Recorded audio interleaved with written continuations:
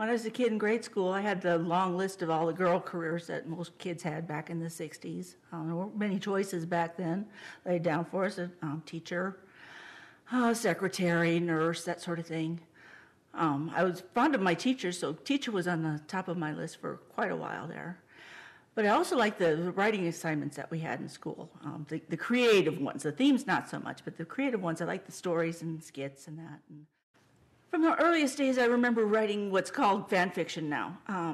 It wasn't recognized as a genre back then, but I'd see a movie or a TV show that I really liked, and I'd rework it in my head. I'd walk around with these characters, and I would add characters into the storyline that I liked and add dialogue and all that sort of thing. So I was teaching myself skills that I'm using now. And I also liked history. I was always drawn to movies and books that were set in the past. So one day they released the movie Camelot.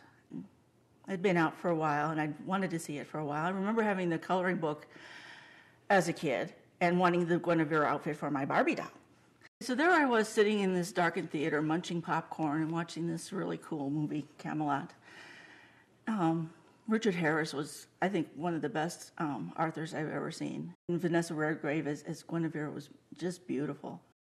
I think the scene that I remember the most that stuck out with me, that impressed me the most, is after Lancelot is knighted and Arthur walks away and walks into this darkened area and speaks this soliloquy. And the camera starts panning back and get this wonderful shot of this huge round table with these wonderful windows and everything, and this light shining through. And these doors come open and all the knights come in and walk around this wonderful round table. And I always go back to that scene every time I, need inspiration. And I was sitting there in the theater watching this and being impressed. And at the end, Arthur's telling one of the younger characters to carry on the tale and not let it be forgot. And I was young and impressionable, and I took it to heart. I went the next day to the library and found everything that I could find to read about King Arthur. I realized how huge the Arthurian realm is at that point. As I started going through the library and finding all these different books, there's fiction, there's modern fiction, there's nonfiction, there's the New Age studies of the archetypes, and then there's the medieval stuff, which is, it's been going back since the 11th century.